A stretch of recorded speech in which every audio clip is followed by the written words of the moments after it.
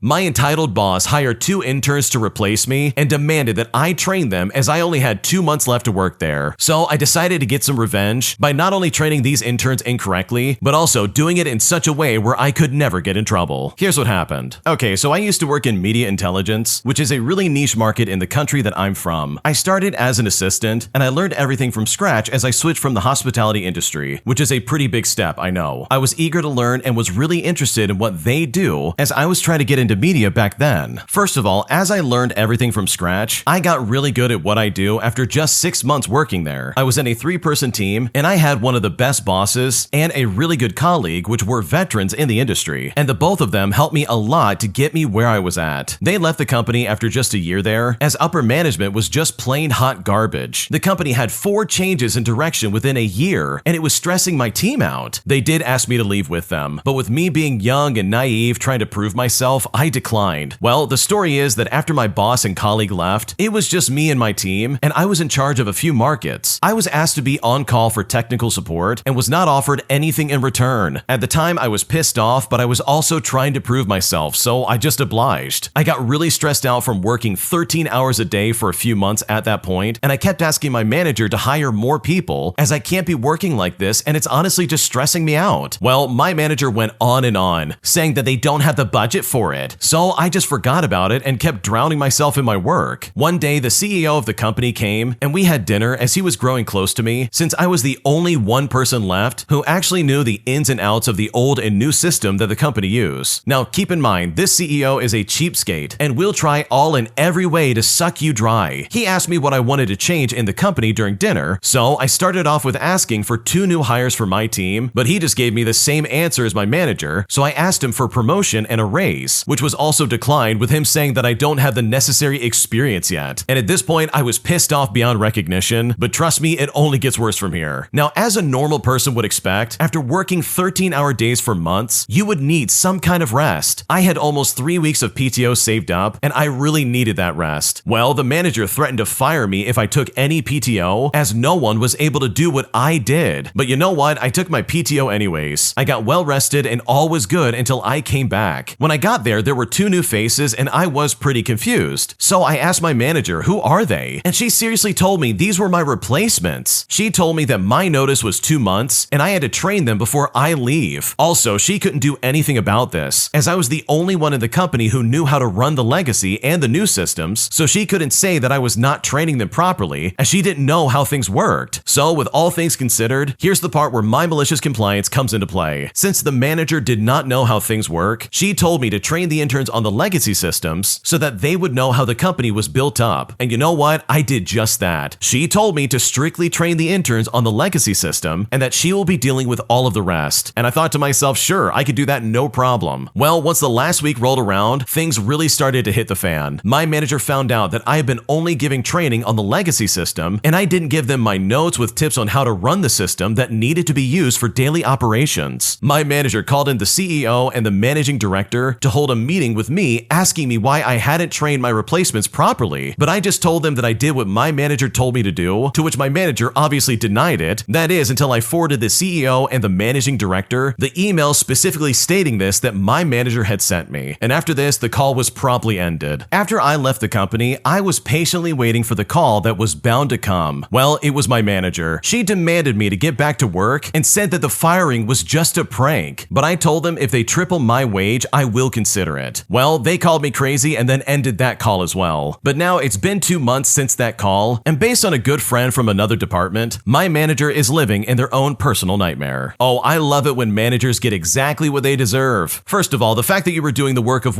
3 people, that is so unacceptable and is complete BS. Because anytime work says, oh yeah, we don't have the budget for that, what they really mean is that they don't want to pay you what you're worth, and they would rather take advantage of you and have you keep overworking instead of, I don't know, paying you what you're worth. Managers or business owners who do that are some of the lowest forms of life you can possibly find. And what's the deal with you not being allowed to take personal time off? Like, did they really think they could fire you all because you're like, hey, I'm burned out and I need to rest? Like, that's not going to make me want to come back. That's going to make me be like, oh yeah, I'm definitely taking my PTO. But the icing on the cake is the fact that these people really thought that for some reason you would want to train your replacements correctly. Like, are you kidding me right now? What are they talking about? If that was me and there were no strings attached, I I would probably quit right there on the spot. Like, that is honestly so unbelievably toxic. But the best part for me is the fact that the manager called back and said, "Oh, it was just a prank, sorry about that." It's like, no, it's not. It's only a prank because you're desperate and you have no other choice but to grovel back in front of me. So honestly, good for you for getting back at these people, because this entire scenario was absolutely unacceptable. If you like Am I the Jerk, you're probably going to love Am I the Genius. Check it out, link down below in the description. Also, go to amithejerk.com/submit if you would like to submit your own stories. My boyfriend's parents say that I overreacted after their pit bull almost bit me in the face, saying that I made it up and that I was actually lying. But at this point, I'm honestly feeling like there's a rift in my relationship with my boyfriend, and I honestly now don't know what to do. Here's what happened. I'm a 16-year-old female and I have a boyfriend who's 17, and let's just say that he is very family-oriented, which I do not have a problem with. However, I was raised in the deep south of Georgia, and my parents are very conservative and led the house with a heavy hand. They taught me independence so I wouldn't really need to see them as much when I'm older. Now, I don't judge my boyfriend, as I know that he was raised differently than I was. He can't recall the last time he got in trouble, never got his phone taken away, and was never spanked. He has a really foreign relationship with his family that I've never seen before, even in other people, and I guess they're just really close or something like that. Anyways, I've had problems with my boyfriend before, both emotionally and physically. He doesn't show much emotion when I'm upset, and one time he tried to get a little too close with me without me knowing or even giving consent, if you know what I mean. But he is a great dude. Now, my parents, on the other hand, have a bit of a harder time liking him since he is so different. I don't know if this is normal, but I pay for food for the both of us, and this is every single time we go out to eat, and I pay for his gas to come see me. For reference, I live about 45 minutes away from him. Anyways, we've been dating for about 8 months, and they have this pit bull who is about 3 or 4 years old, and he's been in a tiny metal fence enclosure for his entire life. He is unsocialized, never interacted with another person or animal except for my boyfriend and his family. I should mention, the last time this dog escaped his cage, it slaughtered their pet cat, and they just now decided that it would be a great idea to make him an inside dog. When I heard this, I was instantly worried. However, on Friday, I decided to sleep over. They had the dog locked up in the bathroom and then decided to let him out while I was chilling in my boyfriend's room. The pit bull instantly beelined to where I was on my boyfriend's bed in his room, and it jumped up on the bed. It then began sniffing me, and I was very afraid. And then out of nowhere, it started growling and lunging at my face and started snarling and barking. I then put my elbow over my face because I just knew that thing was gonna bite me. My boyfriend pulled the dog off of me, and he grabbed it so gently that he allowed it to escape his grasp and jump back on the bed. Thankfully, before it could reach me again, he then put the dog outside and just stared at me. I then began crying because this was a very traumatic moment, and he didn't even consider to comfort me. He then laid down and I put my head on his shoulder while crying. After this, I sat in silence, and he said, "Let me guess, you're never gonna come here again after this, are you?" And he said this in a very agitated tone. I then said I wanted to go home because I didn't feel safe, and that's when he got angry. I ended up calling my grandma because my dad would have lost his mind if I told him what happened. As I was leaving, his parents thought it would be a great idea to take the dog out on a leash as I was walking to my grandfather's car. I heard them laughing and giggling as the dog barked and lunged at me, and I was forced to run to the car because I was so scared. And of course, they didn't apologize to me. This turned into a big situation over a few days where I wanted an apology and they refused to give it. My boyfriend eventually told his dad how upset I was and asked him to apologize. Well, he messaged me on Facebook and basically said that I was being dramatic and that if his dog was actually aggressive, then he would be outside. He also basically implied that he thought I was lying about the dog almost biting me. And then I guess my boyfriend told them that my dad was mad, so they made him cut contact with my dad, which is insane because my dad has a right to be mad. And they used that as an opportunity to take a dig at me. They told my boyfriend that they always thought I was weird, and they didn't like how I never talked or ate his mom's food when we cooked. And then his mom called me a gold digger and said our relationship was one-sided. Mind you, my boyfriend has never paid for any of my meals, minus our first date, and I give him gas money for when he comes to see me. I literally pay for his food sometimes, so I don't know what she's on about. Anyways, after this, my boyfriend's dad told him that he didn't care what happens between us, because apparently he can't own up to being an irresponsible dog owner. And he said I blew everything out of proportion and that it really wasn't that deep. My boyfriend's mom has also never liked me or made any effort to speak to me, so I just feel like I need someone to tell me if I'm being a jerk or whatever, as there is so much other stuff that happened along with this, but it's all just way too much to explain, because right now I don't know what to do. Okay, I need to back up like 7 different paragraphs back. You're claiming that this guy's a good guy, and yet at the beginning you said he's made made advances at you without your consent or like you allowing that to happen? Like, what are you talking about? That's not a good guy. That's someone that if I was in your shoes, I would dump immediately. And I hope you understand as the listener what I'm referring to when I'm saying, oh, this guy made advances at her. Because what I'm describing is not a hug or some kind of like kiss, something a little bit more extreme. And I think you understand what I'm saying. So that alone is completely inappropriate. Like, this is not a good person. Not to mention that his parents are basically idiots. Because here's the thing, pit bulls can either be great dogs if they have great owners, but if they have awful owners like the original poster's boyfriend's parents, then guess what? That dog's gonna be a nightmare, a living, walking nightmare for anyone that isn't family. And that's the case for any dog. Like, you just look at any dog that's raised improperly, and you can see that, yeah, that dog is not safe. And that doesn't matter if it's a pit bull or a chihuahua. So not only are they pieces of garbage for walking that dog right as you're trying to leave and get out of there, but also the fact that they try to be like, oh, you're lying. That dog never did that. I don't believe you. You're blowing this way out of proportion. It's like, what is going on right now? How am I the bad guy because you're a terrible pet owner? So no, you're not the jerk, but I think you're a complete fool if you keep dating this guy. He's clearly using you for free food and free gas money. Like, this guy provides nothing to this relationship, and I can't understand for a second why you're still with him. So seriously, hopefully you're able to get out sooner than later, because what you're describing, in my opinion, sounds like an absolute nightmare. An entitled jerk in the parking lot impatiently flashes his lights at me, demanding that I get out of the way so he can take my parking spot. But after he did that, I got super annoyed and decided that I wanted to get some petty revenge by making this guy wait forever just to even consider our spot. Here's what happened. Okay, so this happened earlier today, and it honestly was kind of weird. I was in one of the more crowded malls in my city where people go to, especially on a Sunday with family and everything. The mall is attached to a nice 5-star hotel, an apartment complex, a ballroom, etc. And I think you get the idea. Getting a parking spot is a nightmare, especially on Sundays, but more so than Saturdays. So I'm done with my weekly lunch and shopping round with parents, and then I get into my car. Now, I literally just got half of my body into the driver's seat before closing the door, and then this jerk came out of nowhere and came up from the corner and flashed his lights on me to signal that he wants my spot. Also, this is an underground parking lot, so him flashing made things brighter than it was outside. And when he did this, I was bloody annoyed and I mumbled to myself. My parents then asked me what that guy did to make me so annoyed, and I said to him, well, that guy flashed me with his lights because he wants my spot. But my mom said, oh, he's not getting our spot, he can wait. So here starts the waiting game, where this old jerk was about 5 meters away with his signal lights waiting for our spot while we're just chilling in the car waiting. The nail in the coffin was me exiting the car with me walking back towards the mall. This guy saw me and started turning his head for other spaces and went away within about 15 seconds. But when he did that, of course I walked back to the car and I got ready to move. Another car was immediately waiting for our spot, but the difference is that this guy was actually politely waiting. No flashing, no nothing. So we went away happily and shared a laugh together as we drove off, thus bringing to a close a family-sanctioned Sunday dose of petty revenge. Yeah, I would be super annoyed by that as well. You're literally just getting into your car and this guy's flashing his lights like, come on, I want to get in there next. And it would definitely come off as if he's being super, like, I don't know, impatient or something like that. So I can understand why you would want to make this guy wait, because if I was in your shoes, I would definitely be doing the exact same thing. Am I the jerk for leaving a party, all because my date refused to grab me a glass of water? Because suddenly this has become a massive issue, and at this point, I seriously don't know what to do. Here's what happened. Okay, to start things out, I had been seeing someone that I met through mutual friends. We had had good times one-on-one, and when he invited me to events with his friends, I would contribute to the group dynamic by never showing up empty-handed and offering to grab drinks for others. Fast forward to a holiday-themed party with his friends, and my date and I planned to meet there and hang out afterwards. I spent the day cleaning my condo and preparing mulled wine to bring. During the party, people were getting drinks for one another, including me when I served the wine. At one point, I was sitting on the couch, blocked in by only my date on one side and many others on the other side. Now, I was tired and I didn't feel like tightly squeezing past people that I didn't know, so I asked my date if he could bring me a glass of water. He then shook his head and said, huh? And he said to me, no, I was just up, and you could have asked before I sat down again. Now, I was taken aback because I view small gestures like grabbing water as basic acts of care for friends, but especially for someone that you're dating. That moment combined with a long day of preparation left me feeling drained. Since the party was winding down and I didn't have the energy to engage further, I said my goodbyes and I called for a ride. My date offered to walk me out and said that he felt hurt that I was leaving. I explained that I needed to recharge, but that he was welcome to come over after the party. As we walked out, I jokingly mentioned how him not getting me water surprised me. He replied by saying, wow, that really upset you, huh? I have to be guarded about these things, you know. Later, we texted, but he seemed more upset about me leaving than interested in listening to why I felt drained. When I tried to call, he didn't answer. His text texts were curt, and I eventually told him that I would like to decompress. 2 days later, I called to discuss what happened, and he said he'd call that evening but didn't reach out until 3 days later, saying to me, "I'm not dodging you, I've just been busy lately." And at that point, I was over, especially since he never acknowledged the misunderstanding or my attempts to resolve it. A month later, we finally had a conversation. He explained that getting me water felt subservient and was something I had to earn through time and being in the trenches with him. He also said that I didn't understand how busy his life was. For context, I work multiple jobs. So I calmly explained that grabbing water for someone isn't about being subservient, but it literally is just a small act of kindness. After reflecting, I feel his responses and handling of the situation were disrespectful, and it's indicative of a bigger issue. So am I the jerk here? What should I do? You are not the jerk, because this really is so weird. It took this guy a month to talk about this conversation. Like, this really is a small deal. It's a simple, "Hey, I'm sorry for the misunderstanding, I'll do better next time." But instead, this guy dodged the question for like 4 weeks and then comes back and says, "Okay, I'm ready to talk about it now." And it's like, that's way too late, dude. What are you doing? This really is an easy conversation. Is he seriously this bad at confrontation that he has to be like, "Oh yeah, I'm just gonna wait and talk to you about this in 4 weeks"? And by the way, nobody's that busy where they dodge you for multiple days just to have a simple conversation over a way that they kind of offended you. Because I think, in my opinion, the original poster's right. This really was a simple request. And it's not even the fact that he didn't do it. It's the fact that he reacted really strongly to this and dodged the issue altogether that makes me think that, yeah, this is kind of a red flag. So no, you're not the jerk in this situation, because I think the person you're dating is really immature, and this honestly could have been figured out incredibly quickly. My life turned into a living nightmare when every single parent who bought a tablet from our store ended up returning them all on the same day, resulting in the biggest refund we've ever had to give out. Here's what happened. Okay, I'm pretty sure I can't name specific brands or retailers, but suffice to say, this happened when I was working in the electronics section of a very famous toy store back when it was still a thing. It was not long after tablets were first introduced, and several companies had made tablets specifically for children, and they cost about $200, as opposed to the nearly $1,000 that the Pro tablets would cost, and they came with a bunch of popular games and educational apps built in, and of course parental controls. There was one particular tablet that was very popular that year. It was a big ticket item that Christmas, and we sold many of them. I would tell as many parents as I could that the device wasn't a simple turn on and play affair, because it would require an initial setup, so the parents could set up the account and access and everything like that. Well, let's fast forward to the day after Christmas, which was the most popular day for returns, and almost every single one of these kids' tablets that we sold were returned. It seems there was a pretty catastrophic issue, starting with the fact that pretty much all the parents had ignored the warnings about the device's need for setup and only opened it for the first time on Christmas morning. Imagine the experience of your kid opening their brand new tablet that they've been begging for months and wanting to play with it right away, only for it to not work because all the parental setup needs to be done first. So here you are trying to do this with your overstimulated and impatient child screaming at you to make it work. Well, as bad as that sounds, it got worse, as all of these parents trying to log in and set the devices up at the same time crashed the server used for account setup. So the brand new tablets were essentially bricked. I can only imagine all the disappointed kids on Christmas Day. Now, this technology was relatively new, and being Christmas, I imagine tech support wasn't very helpful or even available. So pretty much all the people who couldn't get the things to work right just opted to instead return them. It was such a huge loss that I think the store company sued the other company that made the tablet. Now, the company did make one more tablet the next year, but by then the brand was poisoned and very few of them actually sold. The whole concept of children's tablets seemed to die out by the next Christmas season, and we just sold regular tablets in the following years, because people definitely were not going to do that ever again. Oh my gosh, I can only imagine how frustrating that must have been, especially as the parent trying to set up this device, and especially if your kids are bouncing off the walls. So yeah, if I was in that situation, I would absolutely get a refund as well, because getting sold a faulty or frustrating product like that is incredibly frustrating. Today, I messed up when I went in for a job interview, and I initially declined to go to lunch with them when they asked me to go, resulting in me not only missing out on the job, but also I apparently offended them by not wanting to eat lunch. And now at this point, I don't know what to do. Here's what happened. So looking for a job, had a recruiter hit me up about a good fit. My wife is pregnant and 2 weeks from her due date, so I'm not sure if it's a good time to switch, but I'm still always trying to keep my options open. I Zoom interviewed with a company once for 2 hours, and they liked me so much they flew me to their headquarters to meet their team. Essentially, I was as good as hired. Now, the flight in was rough, as the person in front was having their seat down, and my knees were grinded by metal while we bounced around in the air. After 4 hours, we landed, and I went right to the hotel room to sleep. I woke up the next morning, went into the office, and I started meeting with the team. The CEO said says they had a schedule laid out with me to meet the entire team and asked if there was anything they could do to accommodate me. I saw on the schedule that it said go out for lunch, and my knees were still hurting from the flight. So I spoke up and I said, is there any way we could do a meet and eat here in the office? He said, well, I guess, and he had a confused look on his face and then excused himself and exited. The CFO followed suit and left while I remained behind with a revolving door of team members coming in to talk with me. Closer to lunch, the CEO stops back in and says to me, I really think you need to take the team out for lunch. It will be good for you to bond. So I instantly responded and said, okay, that works for me. Well, we went to lunch and I came back to keep doing some interviews. The CFO comes in at the end and says, we appreciate your time and thank you for coming in, but we are going to pass on you and look at other candidates. We already called you an Uber, which is right here. Please follow me. I then traveled back home after spending the rest of the day at that airport. I got a red eye back, I got home at 6 o'clock in the morning, and then I went to bed. The recruiter calls at 10 o'clock in the morning and says I have feedback on the interview. Apparently, there was some issue about lunch and they felt offended. I then explained what happened and said to the recruiter that you were great to work with and to please call me if another position comes up. But now I'm honestly so confused and I really don't know what to do. Okay, in my opinion, yes, you definitely messed up because there is no way a rough flight is gonna make me not go out for lunch. Like seriously, I get it, you were on the plane forever, but to walk in there and not at least try to go to lunch and fake it, like that for me is a big mistake. And I think you're right, you probably had the job right then and there, but because you didn't want to eat lunch with them, it probably like set them off. So yeah, I do think you definitely messed up, and hopefully things go better in the future. When you subscribe, make sure to hit the bell to turn on notifications. To finish listening to all the stories, check out the playlist at the top of the description. And if you want some chill music to put on in the background, check out easymode.com. If you like Am I the Jerk, subscribe to Am I the Genius. Everything will be linked down below in the description.